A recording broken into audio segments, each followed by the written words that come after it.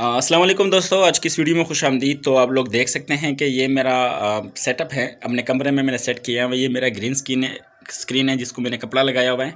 ठीक है, तो यहाँ पे मैं वीडियोस बनाता हूँ, यहाँ इसके ऊपर बैठ जाता हूँ यहाँ पे।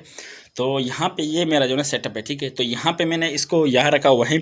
असल में यहाँ पे जो ये तीसरा जो इसका पेस है, जब यहाँ मोबाइल रखता हूँ तो ये मोबाइल इस साइड पे जो है ना थोड़ा वज़न बढ़ जाता है, तो उसको यहाँ पे सपोर्ट दिया हुआ है, कुर्सी के ऊपर है। तो ये देसी टाइप है। ठीक है, ये एक रूम है और यहाँ पे आप देख सकते हैं कि जो ये केबल हैं, मैंने इसको यहाँ कंप्यूटर से कनेक्ट किए, सॉरी लैपटॉप से कनेक्ट किए, और लैपटॉप से मैंने ऊपर यहाँ से मैंने स्विच से किया, क्योंकि मेरे पास जो है ना लीड नहीं थी। तो ये देखो ना, यहाँ से मैंने काम चलाया हुआ है। ठीक है, तो ये मेरा कंप्यूटर है।